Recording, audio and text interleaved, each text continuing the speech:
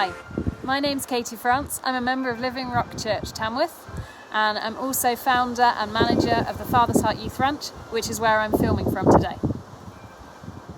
I often get asked how I stay at peace. In the midst of challenging situations, what keys help me stay at peace? I'm going to start with a little bit of a horse-related example. Hopefully you can see my horse in the background, at least one of them. Horses are trickle feeders. They eat little and often. In the same way, I believe we trickle feed our heart. The heart, as related to in the Bible, is part of our spiritual makeup. It's where our emotions and desires begin, and it's part of our actions and behaviours. And it's really important. The Bible talks about the heart. In Proverbs 4:23, it says, "Guard your heart above all else."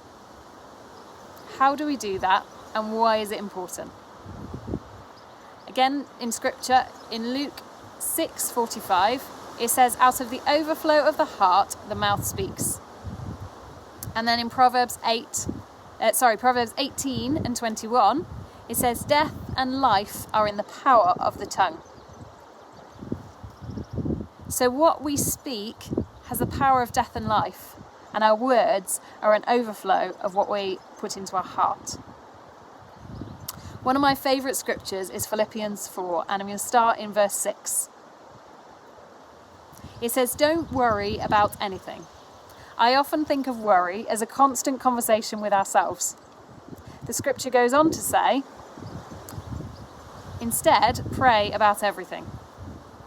In contrast, prayer should be a constant conversation with God. It then goes on to say, "Tell him what you need and thank him for all he has done.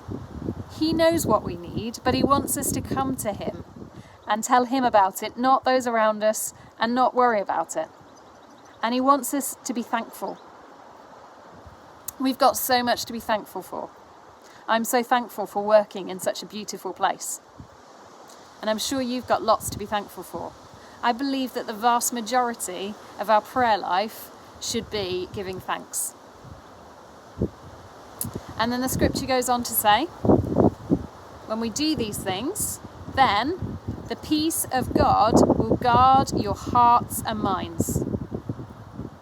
So when instead of worrying, we bring everything to God, when instead of a constant conversation with ourselves, we have a constant conversation with God, we're guarding our hearts and minds with the peace of God.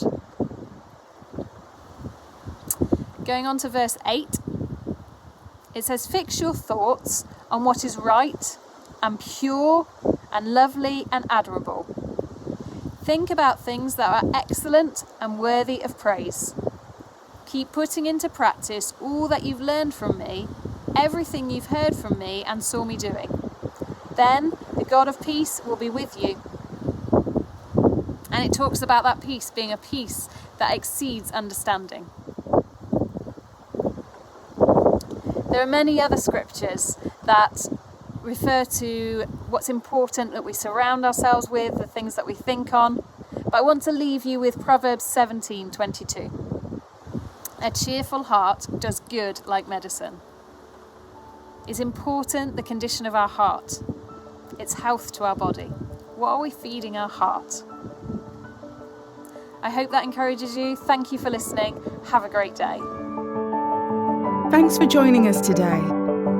Search for us online and get information about upcoming events and more great teaching.